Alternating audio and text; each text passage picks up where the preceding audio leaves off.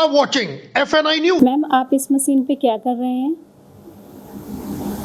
ये मशीन एक ऑप्टिकल बायोमीटर है जिससे कि हम ये कैलकुलेट करते हैं कि किस पावर का लेंस किस पेशेंट की आंख में जाएगा ताकि हमारी एक्यूरेसी ऑफ रिजल्ट बहुत अच्छी हो।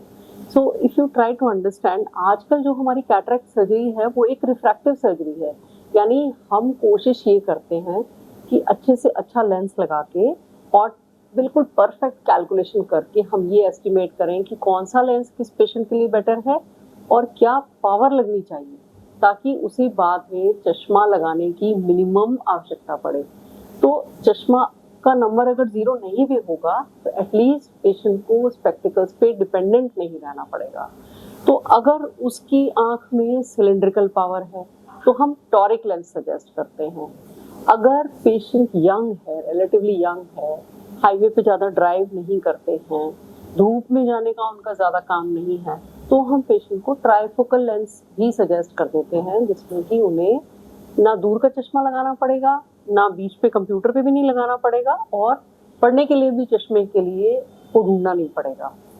लेकिन जो लोग हाईवे ड्राइवर्स हैं या उनको डायबिटीज़ है या बहुत हाई नंबर है और या वो ट्राइफोकल लेंस नहीं लगवाना चाहते हैं, उनको कोई अप्रीहेंशन है इस बारे में, तो उनके लिए extended depth of focus lenses भी बहुत अच्छे हैं आजकल अवेलेबल, जिससे कि दूर का तो अच्छा दिखाई देगा ही, बीच का इंटरमीडिएट विजन भी अच्छा आएगा, लेकिन पढ़ने के लिए बहुत बारीक नज़दीक काम करने के लिए उनको स्पेक्स की ज़रूरत पड़ेगी। तो इन सब चीज़ों का ध्यान रख के और बहुत अच्छी तरीके से calculation and pre operative evaluation करके हम अच्छे रिजल्ट दे पाते हैं। Cataract surgery day care surgery है, मिनिमम 2.2 मिलीमीटर कट से ही पूरा ऑपरेशन हो जाता है और लेंस फोल्ड करके हम आँख के अंदर डाल देते हैं और पेशेंट की आँख ज़्यादा डिस्टर्ब नहीं होती, ज़्यादा दिन रेस्ट भी नहीं करना पड़ता।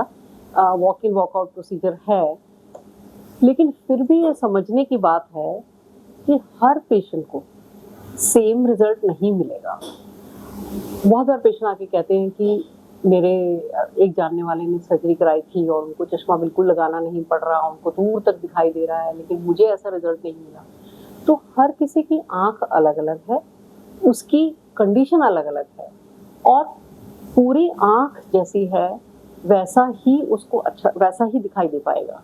तो इसके लिए मैं अगर आपको समझाऊं तो ये हमारी आंख का मॉडल है। यहाँ से ये हमारा कॉर्निया है जो हमारा एक ट्रांसपेरेंट पोर्शन हमें दिखाई देता है और उसमें ये लेंस है जो बाद में मैला हो जाने से कैटरेक्ट बन जाता है और ये आंख का रेटिना है जहाँ पे पिक्चर बनती है। तो यहाँ से लाइट रेज आती हैं और कॉर्निया भी उनको फोकस करता है और लेंस भी उनको फोकस करता है और जब रेटिना पे फिल्म बनती है तो हमें दिखाई देता है। अब अगर फर्ज कीजिए किसी का कॉर्निया धुंधला है या अच्छी क्वालिटी का नहीं है, तो हम कितना भी अच्छा यहाँ पे लेंस लगा लें, उसकी लाइट उतनी नहीं पास होगी तो उतना अच्छा दिखाई नहीं देगा। सिमिलरली अगर उसके रेटिना में कोई प्रॉब्लम है, जैसे कि डायबिटीज़ की वजह से या एज रिलेटेड चेंजेस की वजह से या बहुत हाई नंबर होने की वजह से, किसी भी वजह से अगर रेटिना यानी आँख के पर्दे में कोई प्रॉब्लम है तो भी तो अच्छा दिखाई नहीं देगा। तो अगर सभी स्ट्रक्चर्स अच्छे हैं तो अच्छी सर्जरी के बाद बहुत अच्छी क्वालिटी ऑफ विजन मिलेगी। तो इसीलिए आपको अगर धुंधला दिखाई दे रहा है तो ज़रूरी नहीं है कि सिर्फ कैटरेक्ट की वजह से ही हो।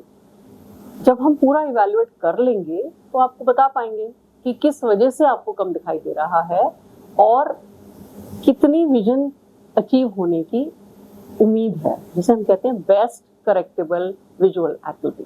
तो अगर आपको कुछ भी धुंधला दिखाई देने वाली शिकायत है तो एक बारी आई चेकअप कंप्लीटली ज़रूर करा लें और उसे डिले ना करें।